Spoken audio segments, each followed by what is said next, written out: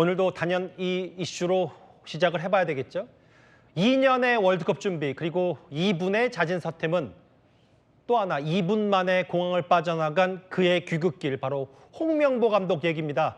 제 옆에 서영욱 축구 해설위원 나와 있습니다. 어서 오십시오. 네, 안녕하세요. 예. 오늘 새벽에 홍 감독이 귀국길 직접 보셨을 텐데 축구 업계에 종사하는 분으로서 어떤 생각이 가장 먼저 드셨나요? 일단 상당히 무책임하다는 생각이 들었고요. 감독직을 맡을 때부터 논란이 많이 됐었고, 예. 그리고 이제 감독직을 수행하는 동안에도 여러 가지 이제 이슈들이 있었습니다. 일단 경기 내용이라든지 그렇죠. 월드컵 성적에 대한 그런 부분들도 있었고요. 하지만 일단 월드컵 본선에서 성과를 내면서 예. 모든 논란을 뒤집고자 하는 좀 의혹이 있었던 것 같은데 예. 결과적으로 결과가 나오질 않았기 때문에. 그렇죠. 아무래도 사임을 피할 수는 없었을 것 같고요. 이제 그런 것들이 홍명보 감독 입장에서는 좀 받아들이기 쉽지 않았던 것 같습니다. 예.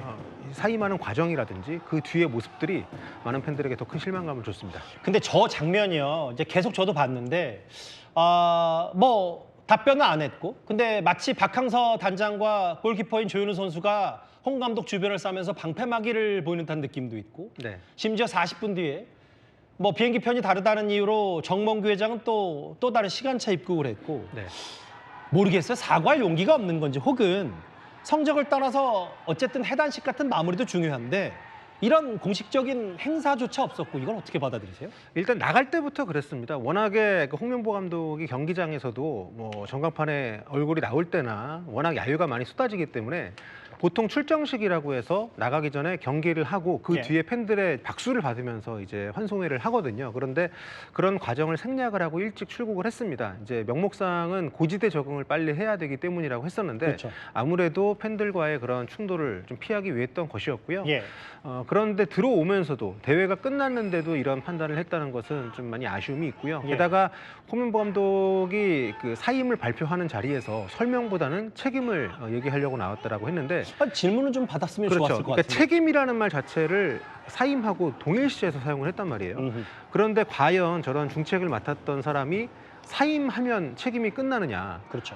오랜 기간 맡았고 본인이 맡았던 기간에 대한 대표팀의 성과라든가 뭐 잘된 부분이 있다면 잘된 부분, 그렇지 않은 부분이 있다면 그렇지 않은 부분에 대해서 변명이라도 좀 했었으면 좋았을 그렇죠. 텐데요. 예. 그러니까 뭐 변명을 넘어서 아직 의문점이 많이 남아있기 때문에 그렇죠. 그런 부분들에 대해서도 해명을 하고 향후에 이런 실수가 반복되지 않도록 하는 것도 이런 중책을 맡았던 감독으로서의 책임이라고 생각을 하는데 예. 그런 게 아예 없이 기자들한테 미리 질문을 받지 않는다라고 통보를 하고 그냥 본인이 써온 제가 세어보니까 104초더라고요. 아, 104초 104초 동안 읽고 주머니에 꾹이 넣고 일어나서 나가는 그 모습이 너무도 한 나라의 국가대표팀 감독의 마지막이라고 하기에는 그러게요. 너무 좀 아쉬웠던 장면이었습니다. 일단 일부 선수들과 홍 감독, 정몽규 회장까지 시차를 두고 입국했고요. 손흥민 선수는 내일 새벽에 옵니다. 첫 심경을 밝혔는데요. 지금부터 들어볼 월드컵 직전 이 인터뷰와 꽤 비슷한 내용이었습니다. 한번 들어보겠습니다.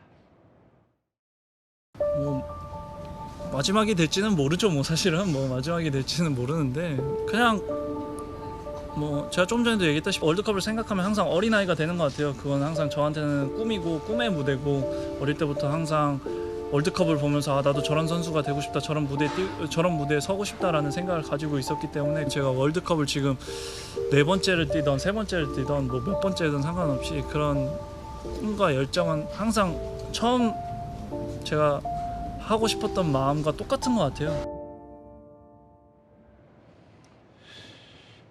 저 인터뷰가 바로 LAFC에서 본인이 했던 인터뷰인데요. 손흥민 선수가 본인 SNS에 적은 그 내용을 한번 그래픽으로 봐야 될 것 같아요. 진심으로 죄송하다. 본인도 현실을 받아들이기 쉽지 않다라고 했는데 서혁 의원님, 저 말을 우리는 주장이 아니라 감독에게 듣고 싶었던 건 아닌지 모르겠어요. 네, 사실 손흥민 선수가 어릴 때는 SNS를 굉장히 즐기던 소년이었는데요. 어느 순간부터는 SNS를 많이 하지 않고 꼭 필요할 때만 합니다. 그리고 대표팀 소집이 됐을 때는 대표팀 소집이 해제될 때 꼭 대표팀 소집 기간에 대한 소회라든가 그렇죠. 팬들에 대한 고마움을 남기는 이런 루틴이 있는데 이번에는 유난히 메시지가 길었고요. 또 보통은 스태프들도 거론을 합니다. 예. 같이 했던 스태프들에 대한 고마움. 지난 2022년 카타르 월드컵 끝났을 때 그런 메시지가 있었는데 이번에는 선수들 언급만 했거든요. 예. 그래서 뭐 상황이 상황이다 보니까 많은 분들이 좀 그 차이점에 대해서 집중을 좀 하고 있는 상황인데 저는 그것도 그거지만 그동안 손흥민 선수나 이재동 선수 같은 베테랑 선수들이 이번 대회 끝나고 대표팀을 은퇴할 거라는 루머가 있었단 말이에요. 92년생이니까 어느덧 전성이 네. 좀 지났다는 평가가 그렇죠. 있어서 그 예. 루머와 함께 대표팀 내에 막 내분설 얘기도 하고 맞아요. 이러는 루머들이 있었는데 그 루머를 씻기 위한 메시지이기도 한 것 같아요. 왜냐하면 다시 뛰겠다.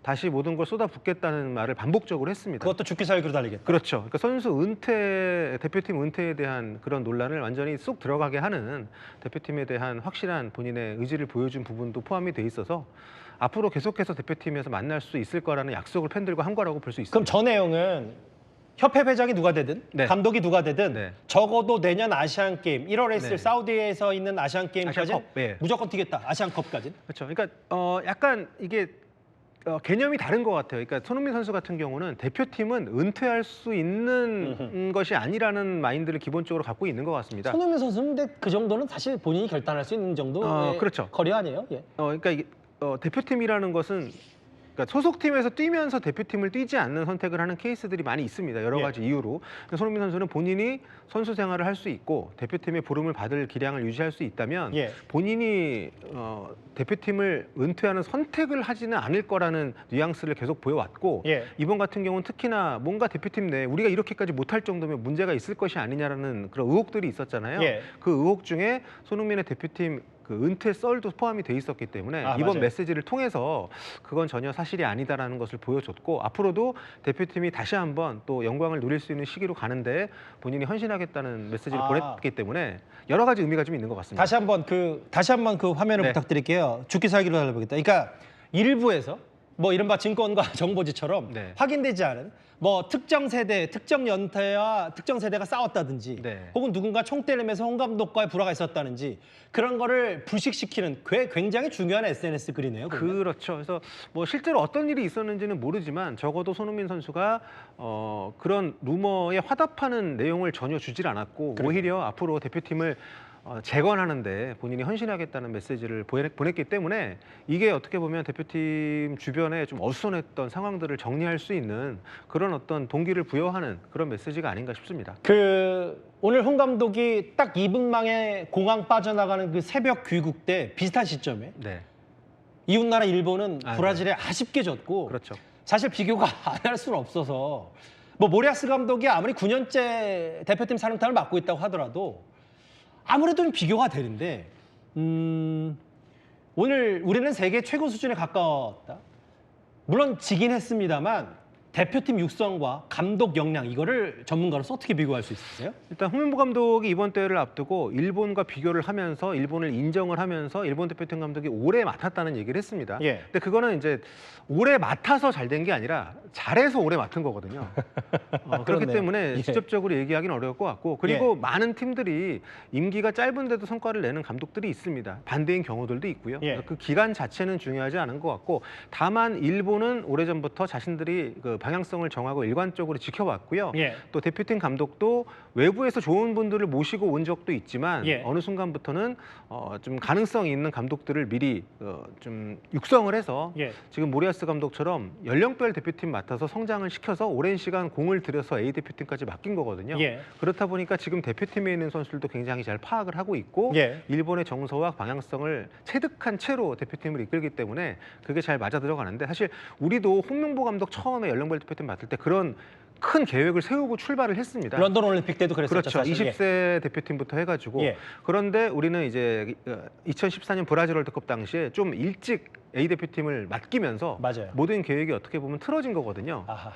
좀 기다리질 못했고 또 충분히 기회를 주지 못했고 지금 홍명보 감독이 이렇게 좋은 성과를 못 내고 정말 난타를 당하면서 사임을 하긴 했습니다만 애초에 우리 대표팀, 우리 한국 축구가 갖고 있는 여러 인재 풀 중에서 충분히 투자할 가치가 있는 인물이었잖아요. 그렇죠. 그런데 기다리지 못하고 또 그 사이에 홍명보 감독도 스스로를 더 발전시키고 이런 기회가 왔을 때 성과를 낼 수 있는 준비가 좀 되어 있지 못했기 때문에 결과적으로 아쉬움이 있지만 어쨌든 일본은 그 시기를 버텨내면서 기회를 줬고 특히 모리아스 감독이 2018년 러시아 월드컵 이후에 팀을 맡기로 돼 있었는데 예. 그 전에 할릴로비치 감독이 팀을 떠나게 되면서 공석이 됐거든요. 그래서 그렇죠. 일본 내에서도 그러면 모리아스를 땡겨서 맡기느냐 이번 때 본선부터 예. 그런데 이게 위험이 있잖아요. 그 앞에 한국이 브라질 월드컵 때 보여줬던 것처럼 그렇죠. 준비되지 않은 감독을 맡겼다가 성과가 안 나오면 이 사람을 못 쓰게 돼 버리니까 예. 그 당시에 일본은 어떤 선택을 했냐면 그 당시에 그 상당한 베테랑 지금 행정을 보고 있던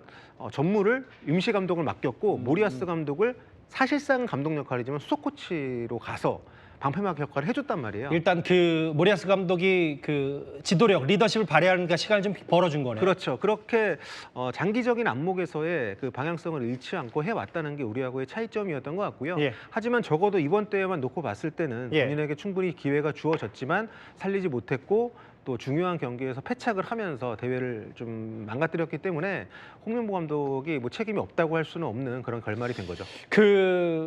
이것도 계속 홍 감독 얘기만 해서 그러니까 비교가 계속 안 될 수가 없는데 어쨌든 축구협회가 뭐 돈이 뭐 무한정 있는 것도 아니고 네. 대략 140억 정도 써서 클린스만, 홍명보 이 체제까지 했지만 어쨌든 도중에 다 낙마한 사례가 됐고 네. 제시마치 감독은 16강 갔는데 당시 연봉 문제를 거절했다. 사실 저것도 결과론 적이지만 네.